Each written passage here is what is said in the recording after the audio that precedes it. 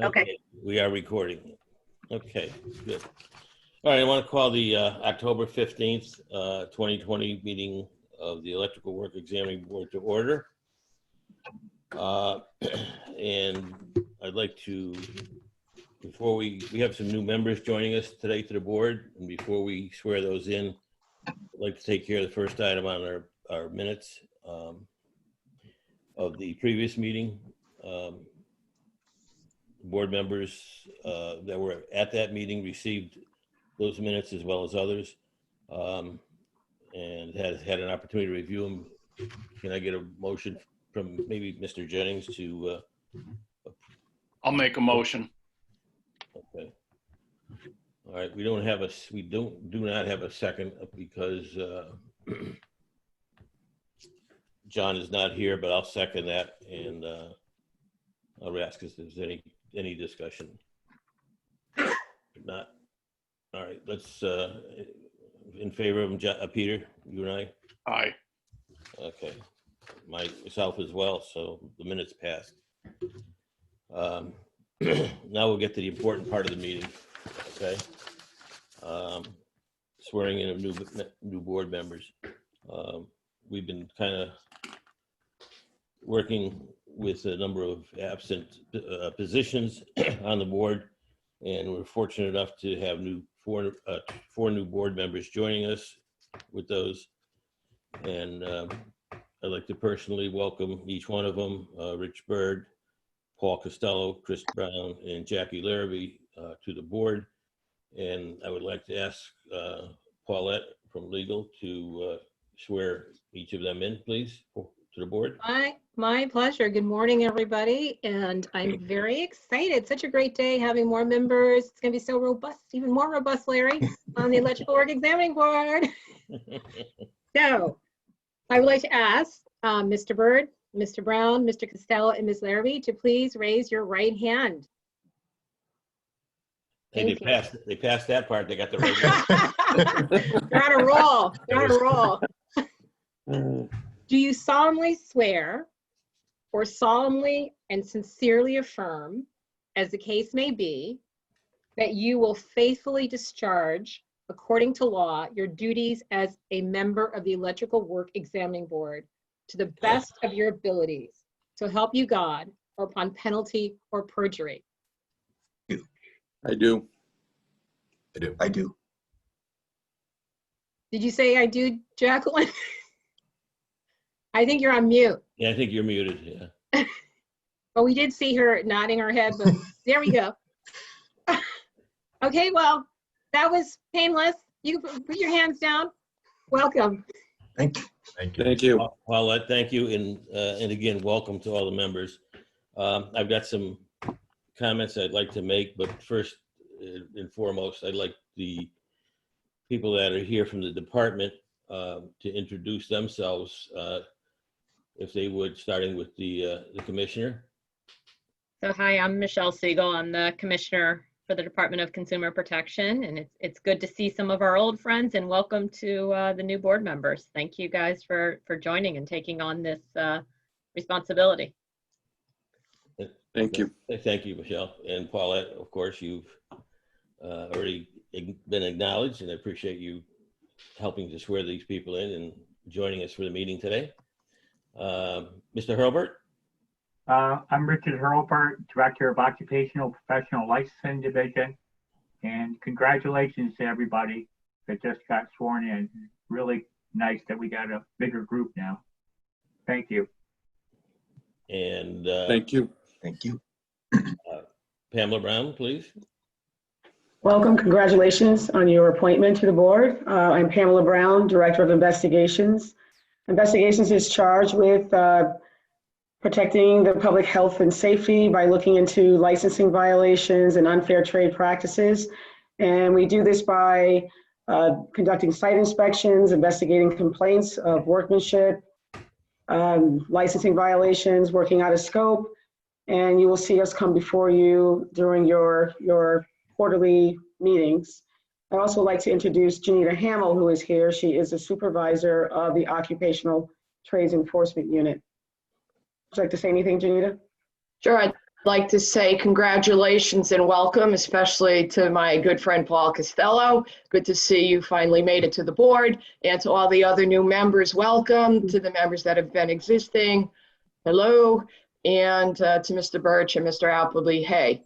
And you will be seeing, as Pamela said, her and I at your meetings, where I will be reporting out the complaint and investigation status and the site inspection status. So again, welcome and congratulations. And just to add to that, you will be receiving a monthly report from us of the cases that we've investigated. Some of those cases have settled and closed under our MOU, Memorandum of Understanding. And if we have an open investigation, we will send that up to legal, to Paulette, and she will take it from there, but either through a compliance meeting or a hearing that is presented before you. So again, welcome. Thank you for your service on the board. And hi, Chris Brown. Oh, hey, Mr. Brown. Hello. Thanks, Paula, Pamela. Todd Birch is also on here, and from the Department of Apprenticeship and Training. I wonder if Todd wants to just say a couple words. Good morning. Congratulations to the new members. This board in particular has 3 state apprenticeship council members that also sit on a licensing board. So I want to thank you for your service to both of those. For the new folks, I'd like to introduce myself. And as registered apprenticeship is one of the precursors to licensure in the state of Connecticut, myself and my staff are always available to you for questions, concerns, and just commentary. So please reach out. And thank you, Mr. Chairman. Thank you, Todd.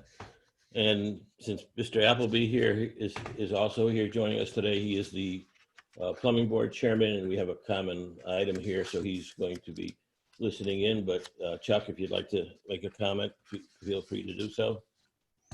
Yeah, thanks, Larry. Hey, congratulations to all you guys. Geez, Paul Costello. This is good to see all you guys there to assist with our day-to-day operations, whether you're on the plumbing board or the electrical board, or we're just as important. We work together on so many unique decisions and items across the board here. Thanks, and again, congratulations. Thank you, Chuck. And I'd like to note that, excuse me, I'd like to note that John Yusa has just joined us. Good morning, John. You're on mute.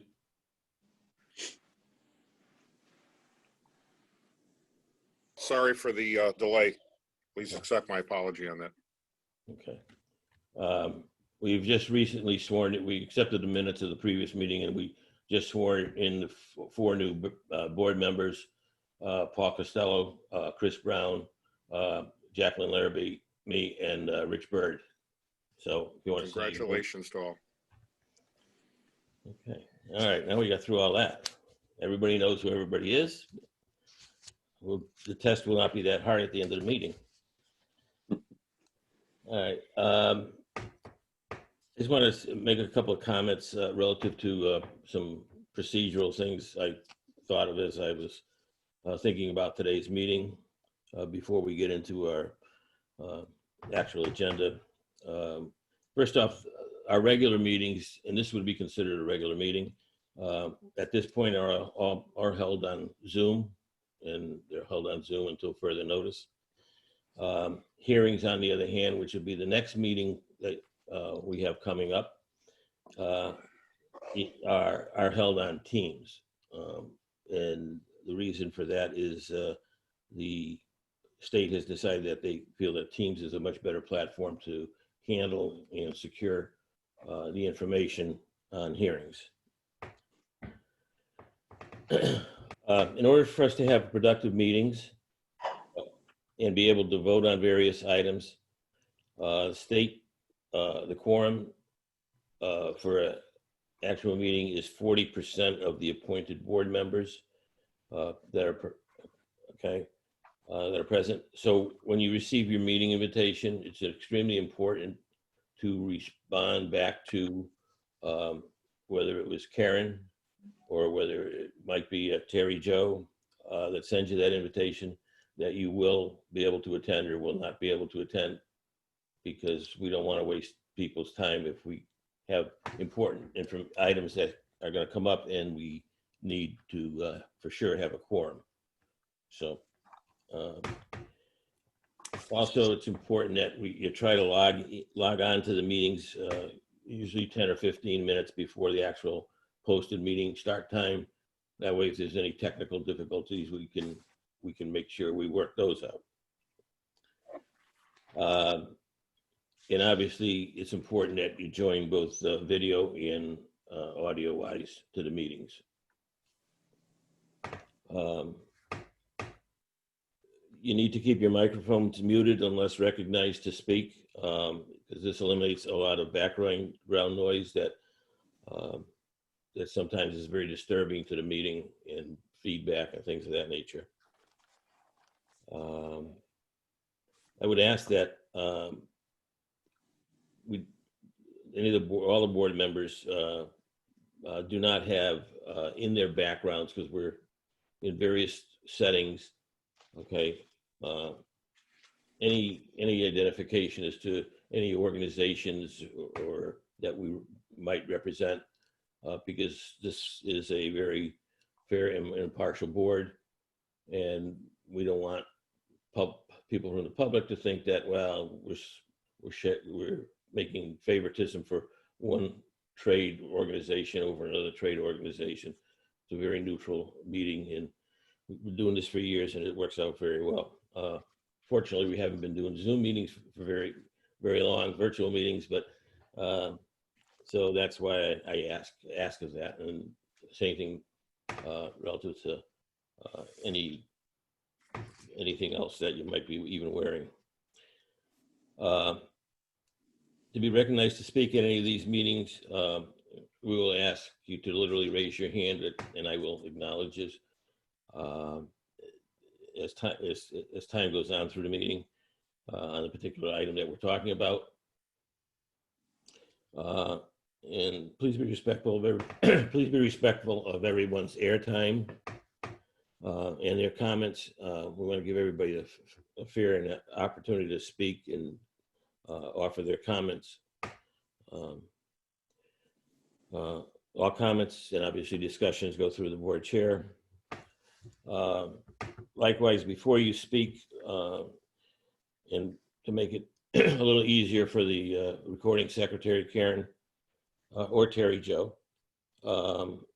we would like you to identify yourself before you speak. So just identify your name once I recognize you, and then the recording secretary will know for sure who's making those comments. We will take periodic breaks during the meetings as necessary. So if somebody feels that we really need to take a break, and I haven't had one yet, don't be afraid to raise your hand and we will accommodate. Sometimes it's a 1 coffee morning, sometimes it's a 2 coffee morning, and 3 coffees is really a problem.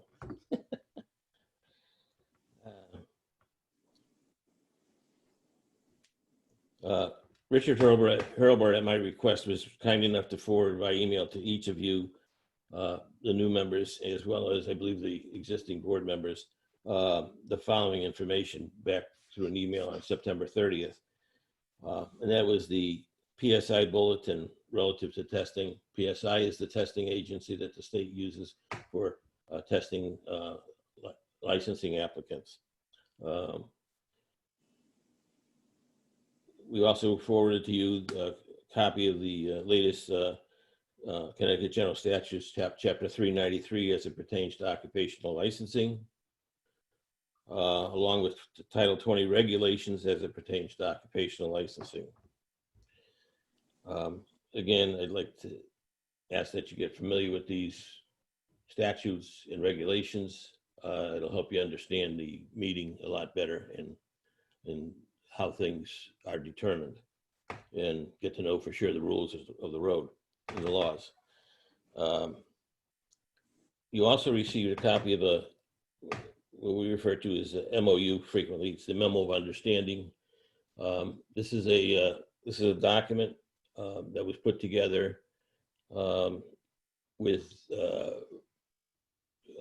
previous commissioner and current commissioner's input, obviously, but previous commissioner Jonathan Harris, in an effort to help maintain the boards intact. And it's a memo of understanding basically between the Department of Labor and the Department of Consumer Protection occupational boards. You also received a copy of the DCP Administrative Hearings Procedures and Hearing Script. It should be revision dated 8/17 of this year. Again, that document I'd like you to get familiar with. That document is one that I use and will use throughout hearings, literally reading it verbatim for legal reasons. In the event there was ever a challenge to any of our decisions. But it's important for you to read them and understand what happens at what point and what time, which is, I think, pretty clearly highlighted and explained. Julianne Avalon put that together from the legal department. She did a great job with that. And if we feel that we need to have some training on that, we will set something up on that. But I think once you read it, you'll understand it as well. So again, I'd like to review all those documents if you haven't already. And then that way, particularly the hearing script, so that in our next meeting, you'll be pretty well versed on why are we doing what we're doing.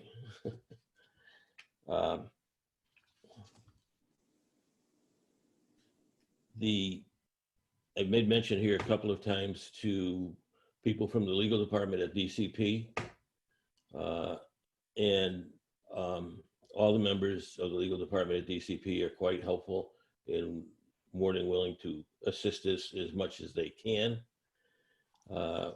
However, you need to be aware that they are not our legal representative, this board's legal representative. We are represented through the Attorney General's office. Currently assigned to us is Attorney Raul Rodriguez, and you will meet him at some point in time, obviously.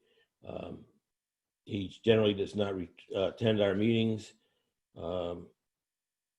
and when we do need to consult with him, I have a number to reach him at. But if we really feel that I need him for something, I'll give him a heads up in advance. And usually in the past, he's able to accommodate us. If not, and it's usually during a hearing, if not, then we will, so to speak, stop the hearing, table the hearing until we reconvene the hearing at a later date until we get our question answered from Attorney Rodriguez.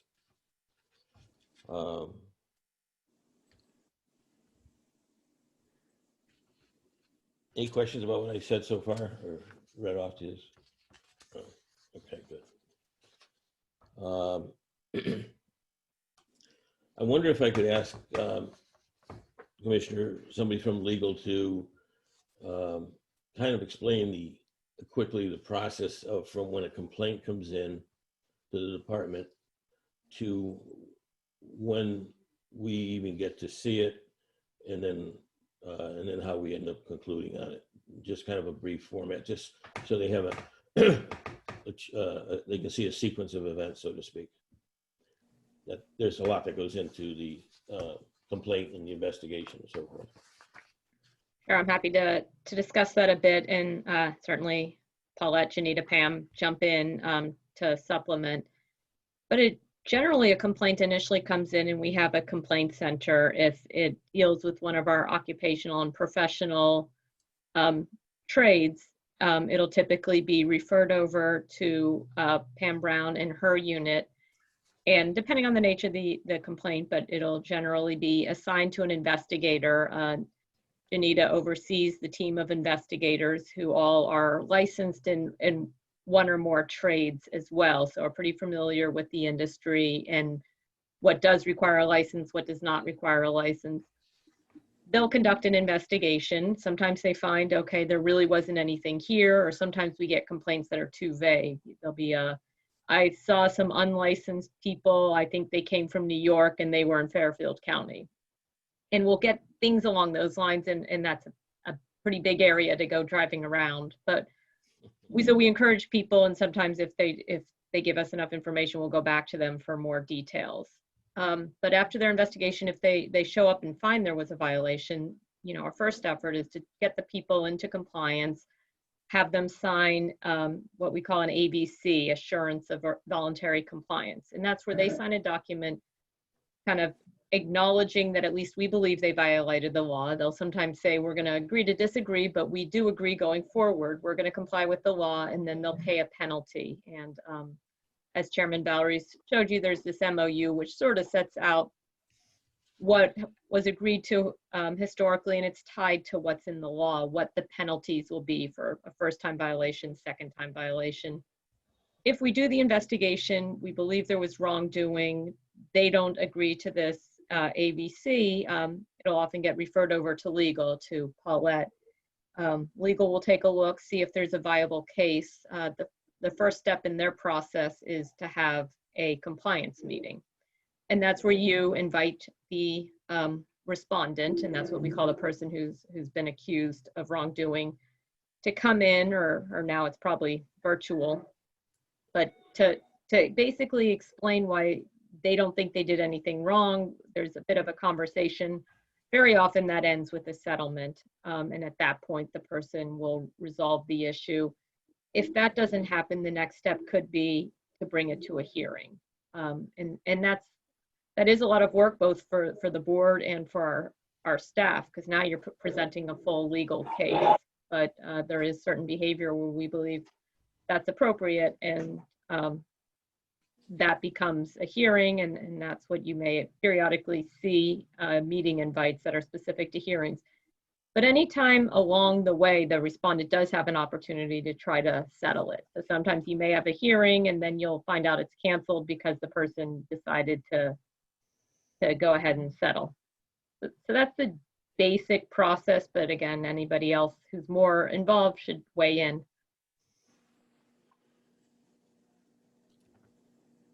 Paulette, you want to add anything to that?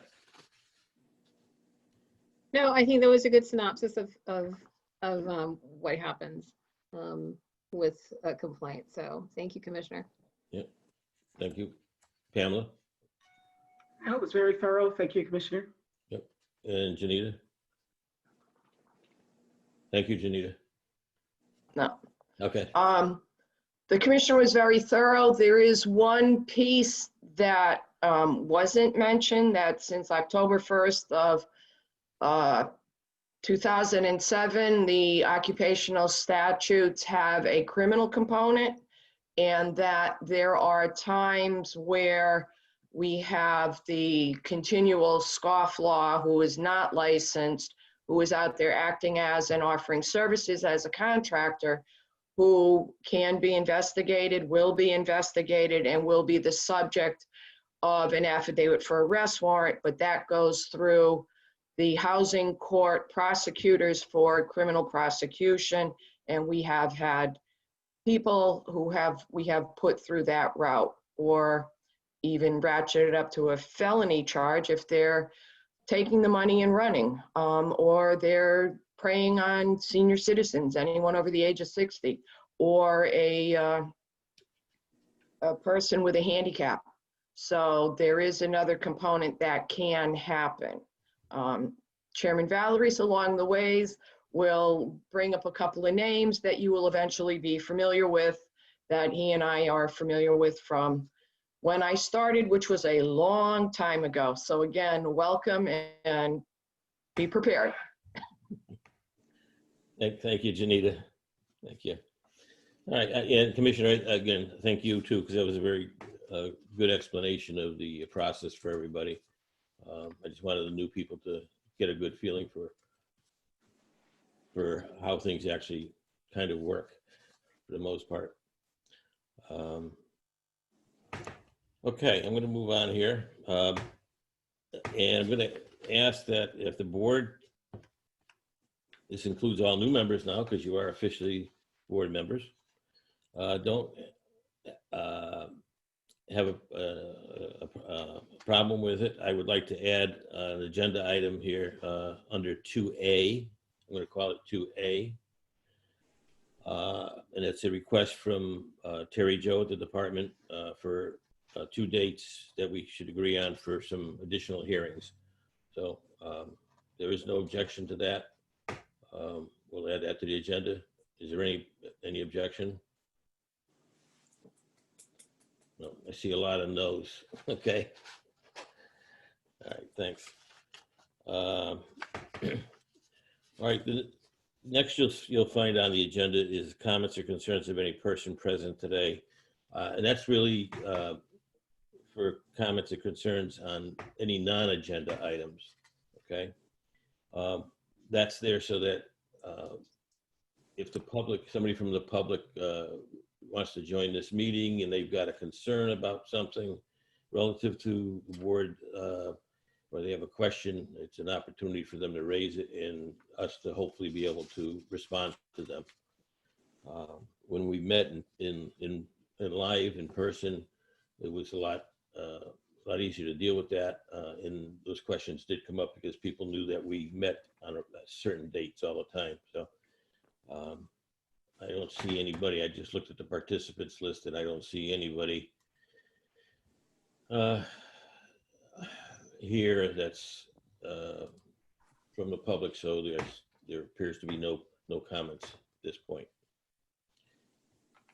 So next we'll go into old business. Item number 1, discussion regarding potential changes to regulations and statutes. As you'll note in the agenda, this has been being carried on since last October about this time. And what it has to do with is just what it says. Within the regulations and statutes, sometimes we develop these regulations and statutes through the proper channels, and then we start applying them. In particular, I'm going to say something like continued education. And we find, because that's relatively new for some of the regulations, and we find out that, well, that our intent was to do this, but it's not really clearly stated that way, and therefore we need to take a look at it and maybe re-clarify and restate and ask and recommend through the department that the regulation or statute possibly get changed to include this. And we may offer language or we may not offer language. And we want to do that so that they have an opportunity to present it to the legislators in a timely fashion. So a couple of things that I had noted here was at one point, and this was before we went online with anything, obviously, was some discussion about possible exemptions of some sort or some sort of way of addressing some limited license categories. Case in point, the sign license industry is a very small industry. Is one person that typically did the continued education for that. No other providers actually ever provided any curriculum for it or was interested in doing it because it's such a small group, and it's actually ends up being a particular association. And I know this year they are not offering any continuing education, although it's required by law for the sign people. And when you look at what the sign installers do today compared to back when we initiated continued education and back when that license was even established, most signs are built in UL approved laboratories or facilities. Okay. Years ago, guy would go out and put a couple of spotlights on a sign. He might go out and wire a neon sign. There's very few of those these days. Backlit signs, things of that nature. And for the most part, since they're all pretty much UL listed and approved products, and I don't want to minimize what they do, but to some extent, they're really doing an installation on a building and they're tying it into an existing outlet that was previously installed, supposedly by a licensed person, contractor. So just to give you some of my thoughts, just food for thought, something to think about. We're not going to get into a long discussion about it today, but do we need to have continued education for them? Is it really necessary?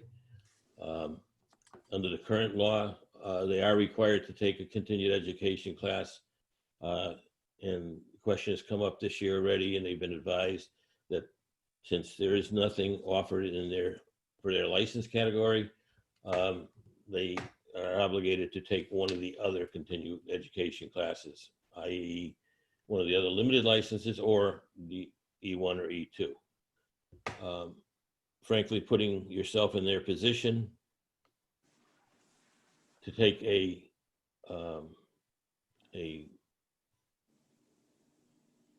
unlimited license curriculum class is going to be pretty boring and pretty uninteresting for them, and to some extent probably way over their head.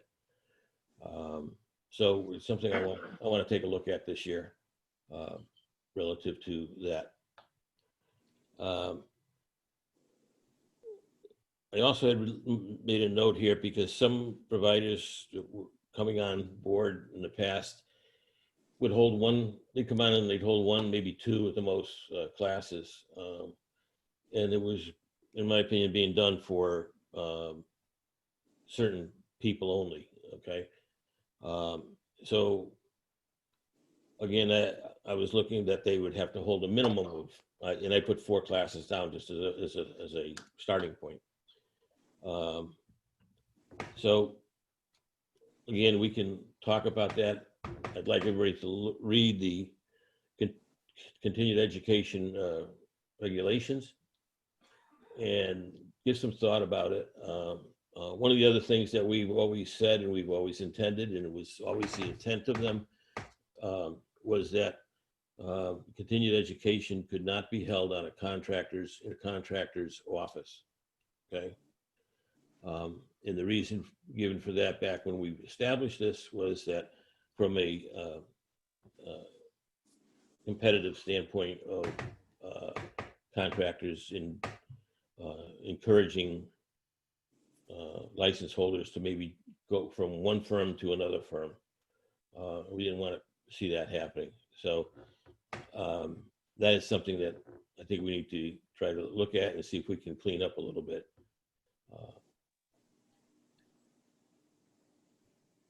The other item I had here about combining some limited license types. I've had some conversations with Richard about this. Seems as though the limited C6s, the C licenses, the T licenses, and the L licenses, to some degree, there's very little differentiation between the license itself as far as the qualification of it. And would it make sense to develop a low voltage category of license, okay, as opposed to all these separate licenses? Because I think even the license holders get confused as to what they're allowed to do in that category. And PV photovoltaic is another limited license category where there are very, very few people doing that, and we know what they're allowed to do at this point, and what their limitations are based on the regulations and the criteria for the license. Do we want to have a discussion about that as to whether that's a license that we want to continue to issue? Okay, we're not going to take a license away from somebody that they already have, but we may want to sunset some of those items. And again, that's all for discussion with the board. So that's the intent behind that particular piece of old business. I'd like to carry it forward to next month's regular meeting agenda as well, Karen, if you would. And it gives everybody an opportunity to kind of look at it a little bit in the meantime. Any questions? No? Okay. Just want to make sure if somebody's got a question. If you got a question, raise your hand. It's probably the easiest way. You know, I'll acknowledge you. I feel like I'm talking to the screen here, the wall, unfortunately. Okay, going on to new business.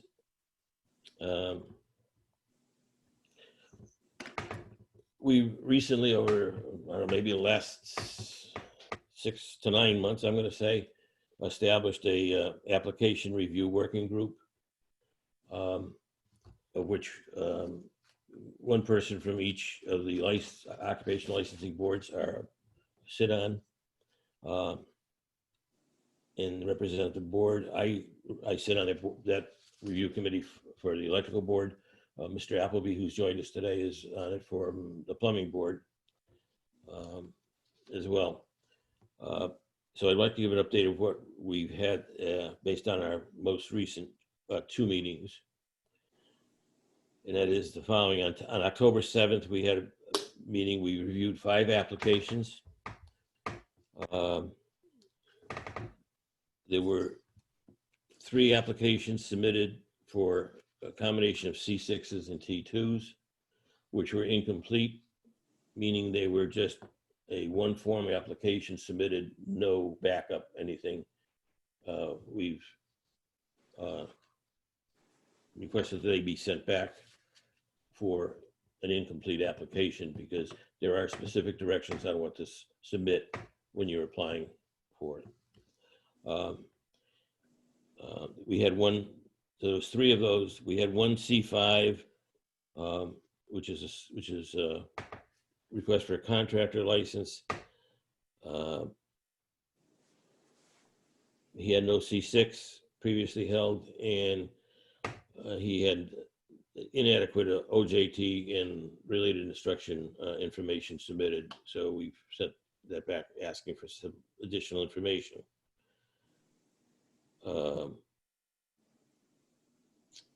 We had one E2, which also needed additional on-the-job training and related instruction information, which was not submitted. We submitted that back, and I'd like to circle back to this one for a minute and just address something with the board as well. But let me report also on what we had on our following meeting and most latest meeting, which was on October 13th. We had 2 applications. One was for an E2, and that was from a Massachusetts license holder, which met the criteria, and he was approved. We also had one for an E1, who was also approved to take the E1 test. However, prior to doing that, he had to show proof of OSHA 30, which he did not have. Okay. That's what's happened in the application review committee this past month. We will continue to report on those. What I wanted to just touch on was that the one person that needed additional on-the-job training and related instruction information for his E2, one of the documents he submitted was from a contractor that he previously worked for, and I'm assuming recently, within the last year or so, based on the document, was no longer employed there. However, it was clearly indicated by this contract on this contractor stationery that this person was employed with them from a period of September 3rd, 2014 to present, is the way it was written. And the date of that letter was 4/23/19.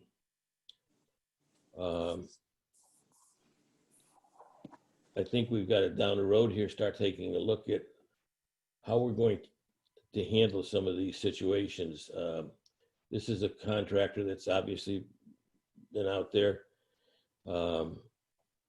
May or may not have been violating any of our laws, okay, frankly, because his office location was on the New York border in Connecticut, and he may have had this person doing mostly the work in New York. I'm not sure. Didn't say that, wasn't clear.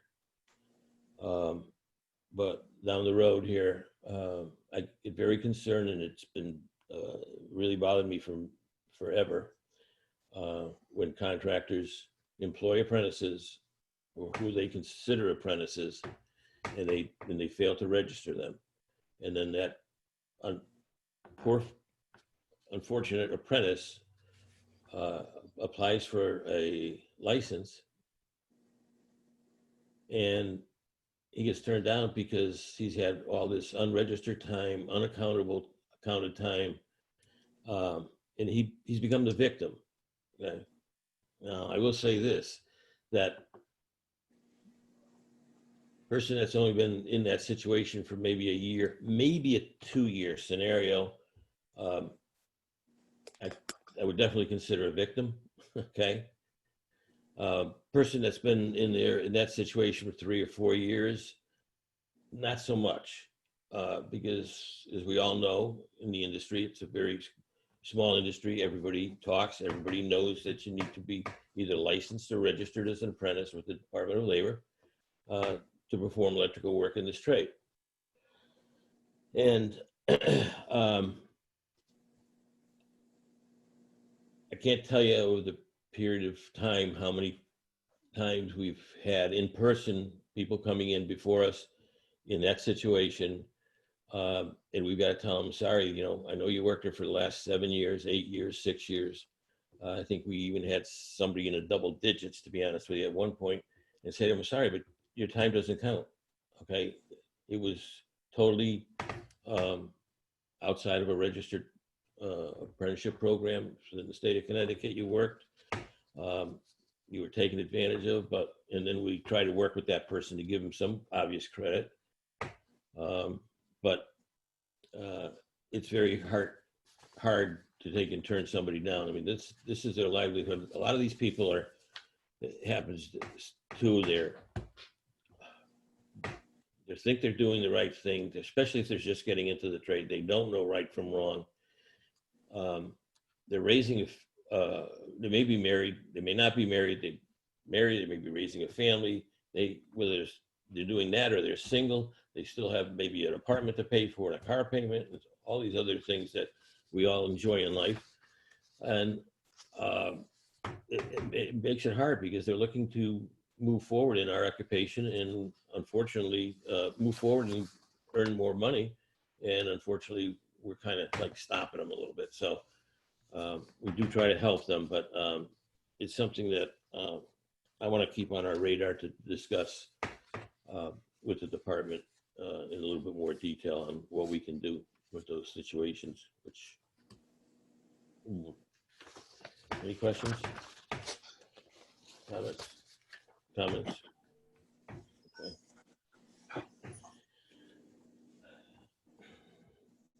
Okay, item 2 on our agenda is the board meeting dates. You've received, that's attached to your agenda.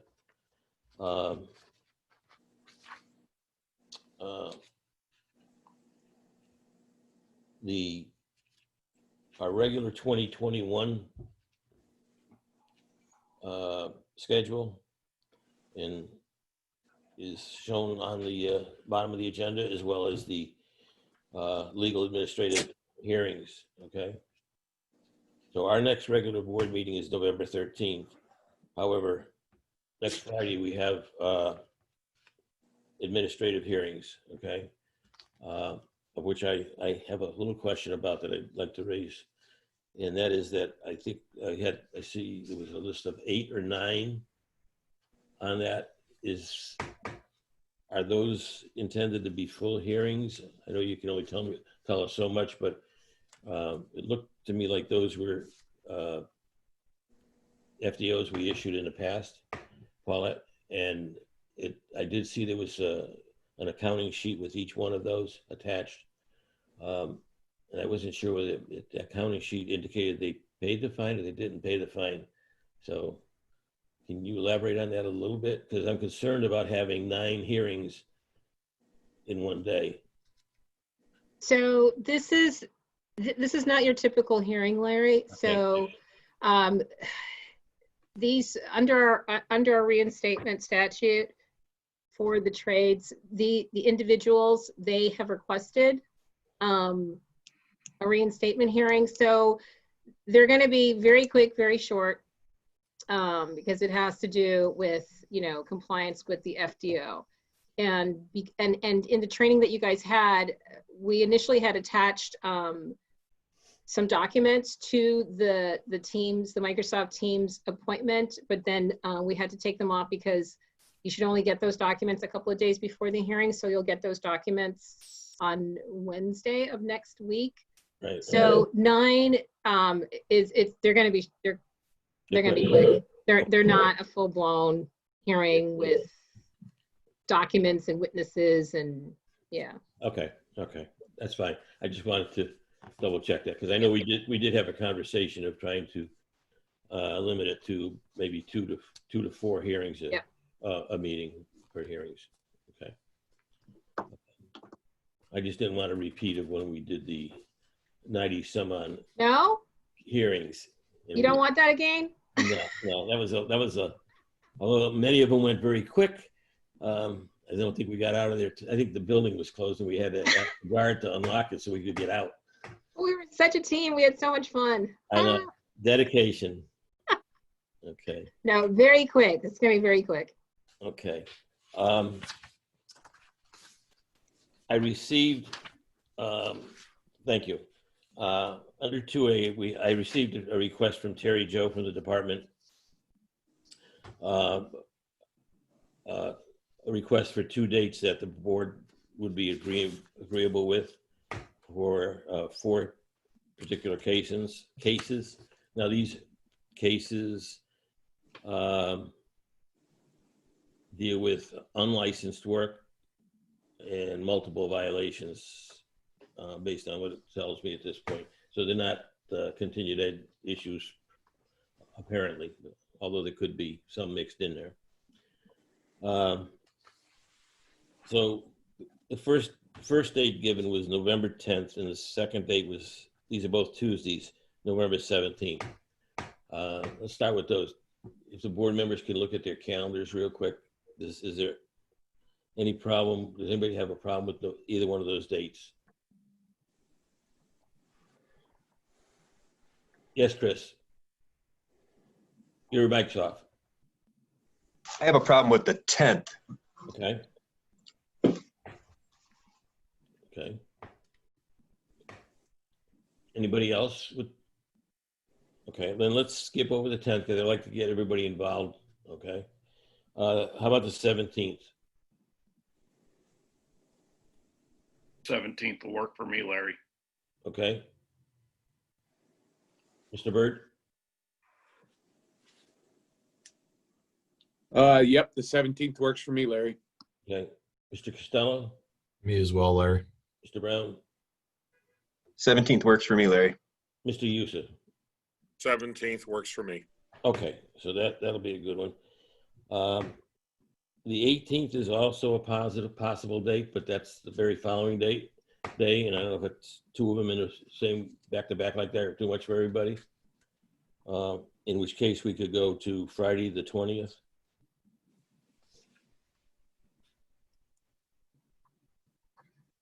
I'm good with either. Paul's good. Rich Brown, Richard Byrd, I'm good with either date. Peter Jennings, I think the 20th would be easier, but I should be able to make either one work. I think the 20th would be easier for me though. okay, Chris I'm good with either date. and John. I'm good with either date. Okay, so let's make them the 17th and the 20th. And I will respond back to her after our meeting today so she can set those up. And Karen, you got that, right? I've got it, yep. Okay. I know you do. You don't, you're sitting there, you're not saying much, but I know you got us covered. Thank you. Okay. Next item is agenda item 3. And that is discussion of an extension of time to take online continued education offerings going into 2021. What we've found is that with the pandemic and the restrictions that we are all living with relative to the size of the classes that we can hold, both in person as well as online, that it's been difficult and questionable whether the license holders will have an adequate amount of time to get their classes. I know that certain providers have already, I've talked to, and they're pretty much scheduled out to the end of the year. They have no room. And this also, like I say, has not just the online component, in my opinion, but also has the in-person component to it. And the current public health and civil preparedness emergency right now runs and expires on February 9th of 2021. Okay.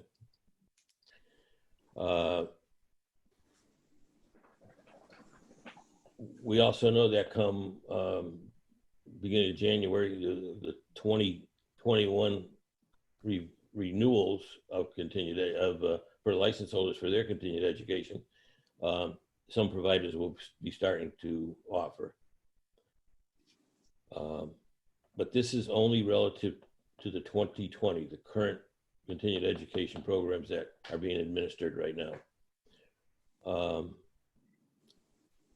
I've talked with the commissioner about this, and this also involves the plumbers, although the plumbers will take this up at their board meeting, but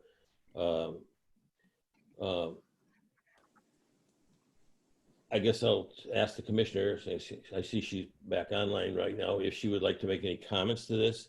I've got a recommendation that I'd like to offer to everybody and have some discussion on it.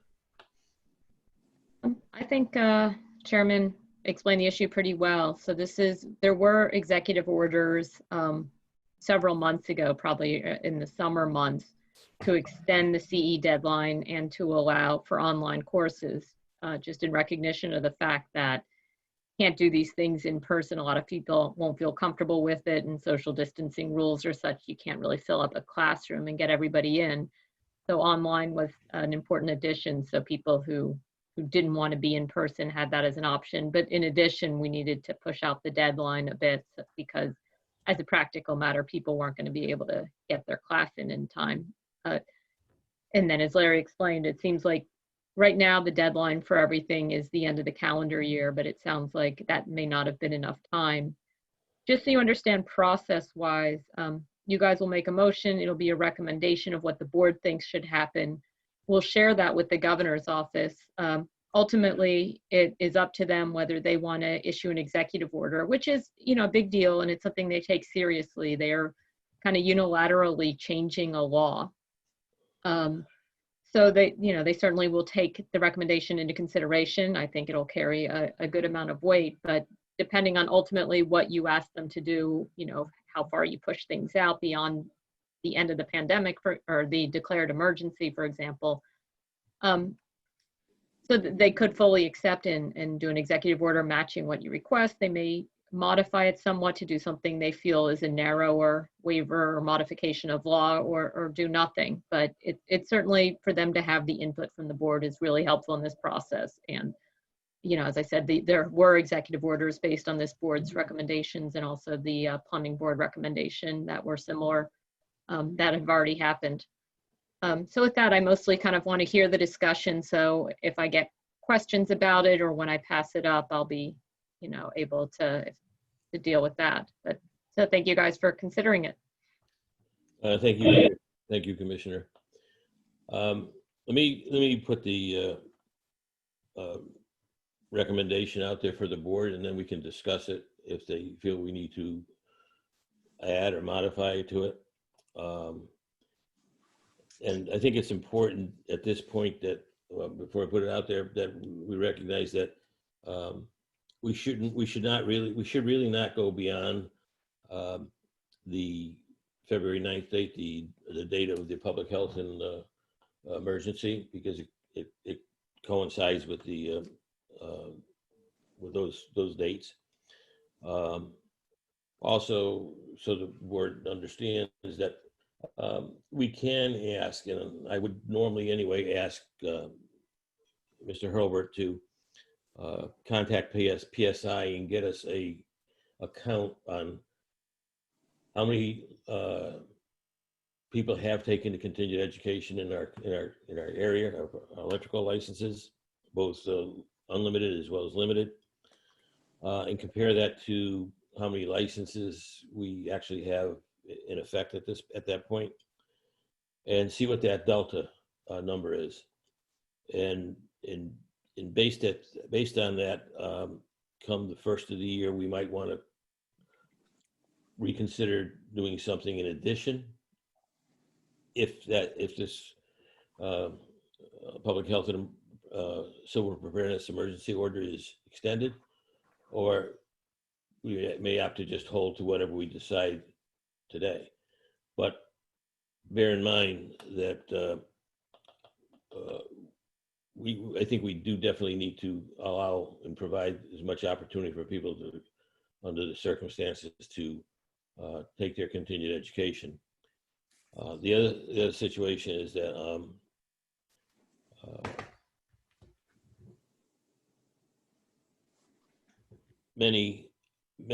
I have had calls from many people who have indicated they were very grateful and thankful for allowing the online class this year, because it was very helpful to them. They may have been an elderly person who still is a license holder and has some spouse in the home that is very concerned about contracting anything in a public setting. So there's been support on what we've done. Okay, so I'm going to read out a recommendation, and I'll read it out slowly so everybody can kind of digest it, and I'll be happy to repeat it if need be. And again, this is a recommendation to the Commissioner, Department of Consumer Protection. It would be that the Electrical Board hereby recommends that Executive Orders 7 GGG and 7 EEE be modified to extend the deadline for electricians to complete their continued education requirements, and for course providers to continue offering both in-person and interactive online courses. This modification shall take effect immediately and remain in effect for the duration of the public health and civil preparedness emergency. Okay. So we're asking, what I'm asking for is that this get extended for both in-person as well as interactive online classes through the public health and civil preparedness emergency. With that, I'll open up to discussion to the board members.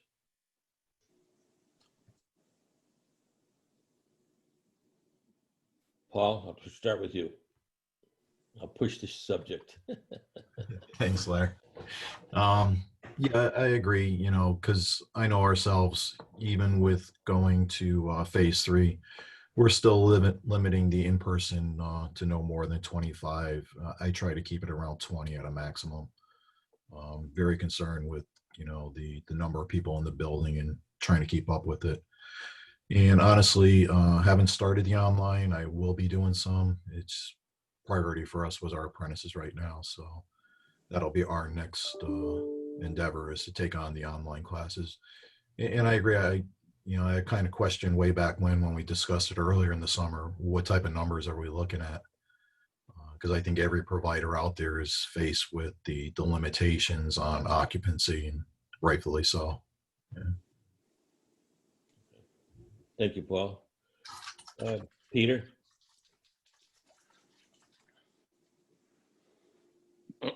There we go. No, I agree. I think, you know, it makes sense to extend it until the governor's deadline. And, you know, it's just trying to get it done. I think everybody wants to do whether it's in person or online, want to get it done, but whether we can accommodate everybody in the timely fashion. So makes sense to me. Yeah, thanks, Peter. If you wonder why I'm picking on you the way I am, I'm just going by the way you appear on my screen. So That doesn't. Chris, you're mute. There you go. I would agree. I think that it does probably need to be extended for some people who are probably still scared to leave their homes, but they need to get the continuing education done. So I would definitely agree. Okay. Thanks, Chris. Jackie? You're muted, Jackie. Nope, still just.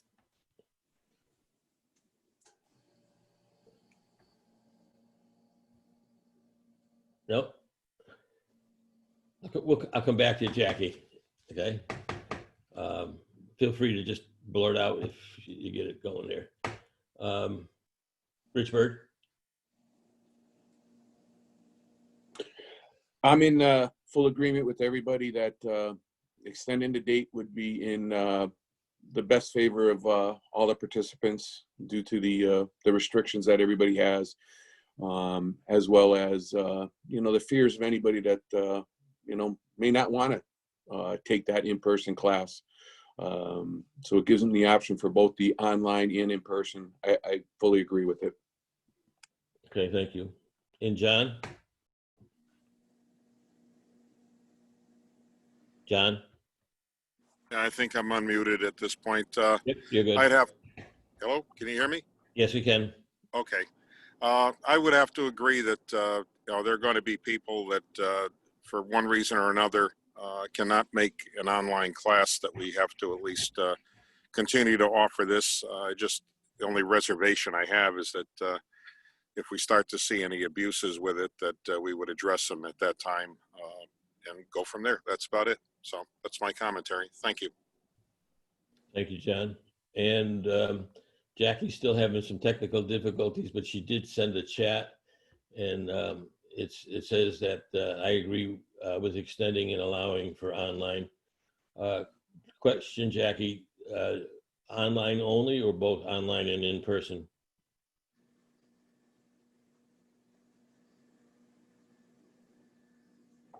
Both online and in person. Okay, that's what I thought you meant.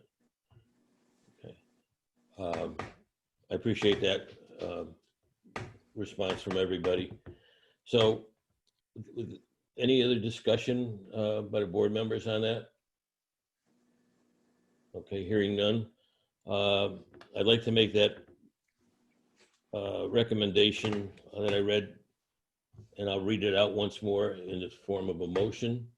And that would be that the Electrical Work Examining Board recommends to the Commissioner, Department of Consumer Protection, that we seek that the executive orders 7GGG and 7EE be modified to extend the deadlines for electricians to complete their continuing education requirements and for course providers to continue offering both in-person and interactive online courses. This modification shall take effect immediately and remain in effect for the duration of the public health and civil preparedness emergency, which is scheduled to end February 9th at this point. Somebody willing to accept that, put that in as a motion? I'll make a motion. A second. Okay. So motion by Mr. Byrd, followed by Mr. Costello. Any further discussion? Any comments? Commissioner, any clarification you need? No, sounds good. I'll just, after the meeting, I'll get it formally, so I have it in writing. And probably just process-wise, I know the plumbers, they'll have an upcoming meeting, are going to consider a similar motion. So we'll probably wait till after that, and I would send it over to the governor's office once I can report on both recommendations, just so you know the timeline. Okay, that makes sense. And although this motion does say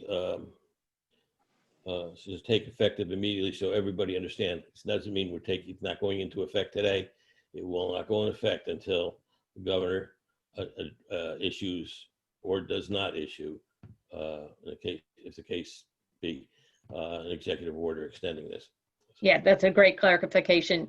Currently, you have this is the sort of state of affairs anyways till the end of the calendar year. So there is, a few months to kind of get through the plumbing meeting, get this written up, sent over to the governor's office, and for them to do it, to have that continuity. But yeah, absolutely. Don't report on this outcome yet until it's signed by the governor. Okay, thank you. And hopefully when it gets over to the plumbers, it won't get diluted. Ooh. That's a fun. Larry, go have a coffee, will you? They tend to water things down. Yes, they do. Oh, Commissioner. Okay, all in favor of the motion as presented? Aye. Aye. Aye. Raise your hand, Jackie, if it's a yes. Okay, Aye. John Hughes, aye. okay. All right, any opposition? Hearing none, abstentions, none. Okay, the motion passes. The recommendation will go to the commissioner. And Commissioner, I thank you for your help on this as well. Thank you all for giving this some thought. Okay. All right. I don't believe we have any correspondence that I've received that we need to address. And again, we ask for anybody that's joined, if there has been anybody, but it does not appear that we have anybody that's joined. There is somebody over in the attendee list. I don't know if I don't know if he's just observing. If you want, I can see it. Yeah, Evan Dant, where do you go? Dantos, D-A-N-T-O-S. He should be able to speak He's muted right now. on his end. Yeah, but he should be able to speak from our side of it. Mr. Dantos, are you there? He may just be observing. I'll give you a minute. I'll give you a minute to comment on the chat if you're having technical difficulties. If not, I see you're up on the screen.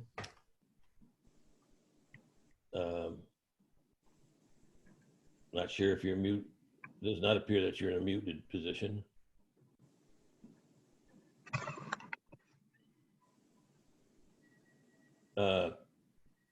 Okay, yeah, I have a chat came in from him. He's just observing. No microphone though. Okay, thank you, Mr. Dantos. Appreciate the response. Didn't want to leave anybody out on anything here. Okay. Okay, then I think that should conclude our meeting. Any of the new board members have any questions as they go through some of their assigned reading tasks, or any other questions? And I know some of you have attended our meetings in the past, so you're kind of familiar with the procedures, but feel free to reach out to me.